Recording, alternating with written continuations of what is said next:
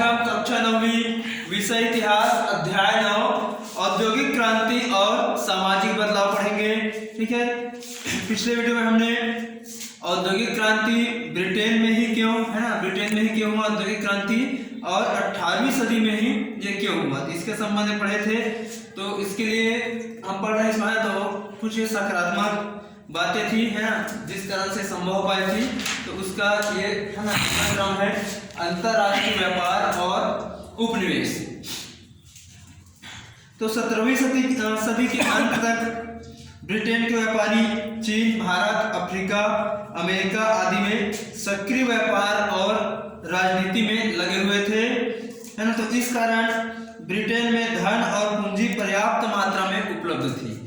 अमेरिकी उपनिवेशों के कारण उन्हें सस्ते में कपास, अनाज आदि उपलब्ध हुए। इसके बदले में ये उपनिवेश ब्रिटेन में बने औद्योगिक उत्पादों को खरीदते थे।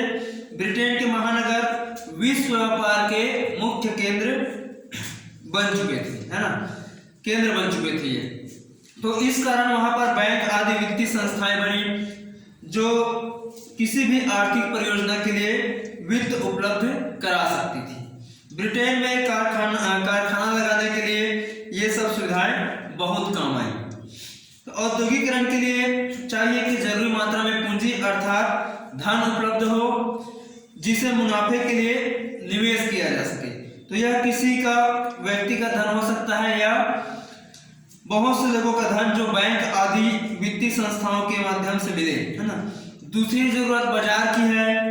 उत्पादित सामान को खरीदने के लिए लोग तैयार हों और उन तक सामान को आसानी और कम खर्च में पहुंचाया जा सके, यानी खरीदारों को बाजार से खरीदने की जरूरत हो और उनके पास पैसे हो।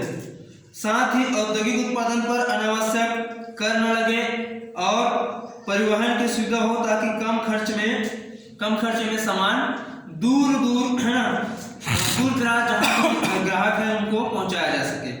तीसरी जरूरत है कामगारों, है ना, कि जो कम मजदूरी पर भी काम करने के लिए तैयार हो और जिनके पास इस मजदूरी के अलावा और कोई जीविका का साधन न हो। चौथी जरूरत है सस्ते में, है ना, मगर नियमित रूप से कच्चे माल की आपूर्ति। ठीक है, तो ये इस प्रकार की जो परिस्थितियां रही, सकारात्मक पहलू रहे, इसी कारण से 18वीं सदी में इंग्लैंड में औद्योगिक क्रांति, है ना, शुरुआत हो पाई थी, है ना, और 18वीं सदी में हुई थी। तो इसके लिए ये रहे महत्वपूर्ण सकारात्मक उनके लिए पहलू थे। ठीक है, अब हम आगे पढ़ेंगे।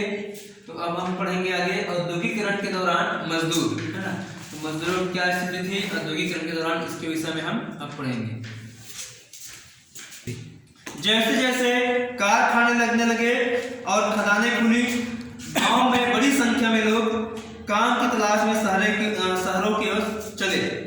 नौकरी मिलने की संभावना यारी दोस्ती, कुनबे कुटुंब के जरिए जान पहचान पर निर्भर करती थी।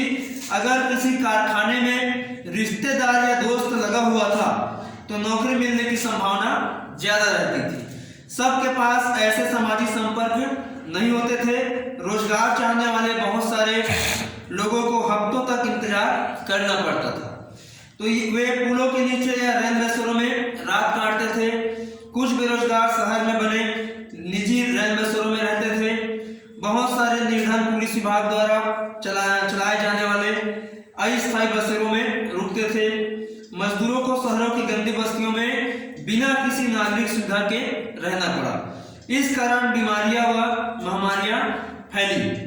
बीमारियों और गरीबी के कारण मजदूरों की औसत आयु उन दिनों बहुत कम थी। जो मजदूर वर्ग के लोग होते थे वो बहुत कम उम्र में जी पाते थे। तो बहुत से उद्योगों में मौसमी काम की वजह से कामगारों को बीच बीच में लंबे समय तक खाली बैठना पड़ता था। काम का मौसम गुजर जाने के बाद गरीब दोबारा सड़क पर आ जाते थे।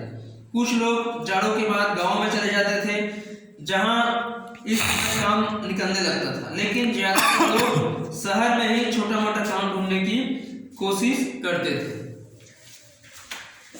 19वीं सदी की शुरुआत में वेतन में कुछ सुधार हुआ, लेकिन अक्सर यह महंगाई के कारण असरहीन हो जाता था। मजदूरों की आमदनी भी सिर्फ वेतन दर पर ही निर्भर रोजगार की अवधि भी महत्वपूर्ण थी। मजदूरों की औसत दैनिक आय इससे तय होती थी कि उन्हें कितने दिन काम मिला है। 19वीं सदी के मध्य में सबसे अच्छे हालात में लगभग 10% शहरी आबादी है ना निहायत गरीब थी।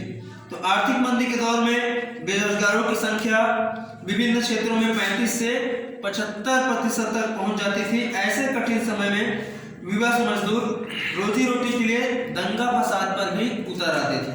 बेरोजगारी की आशंका के कारण मजदूर नई प्रौद्योगिकी जो होती है उससे वो चिढ़ते थे, ठीक है। तो वे मशीन को रोजगार छीनने वाला साधन मानकर उसे तोड़ने का प्रयास करते थे। तो शुरू में कारखानों की मशीनों को निशाना बनाया गया और समय के साथ गांव में लाए गए कृषि यंत्र जैसे थ्रेसर है ना उसको भी तोड़ फोड़ की जाने लगी। तो ठीक है डियर स्टूडेंट्स, आज का अध्याय हम यहीं पे समाप्त करते हैं। आगे का अध्याय हम आपको अगले वीडियो में पढ़ाएंगे। Thank you.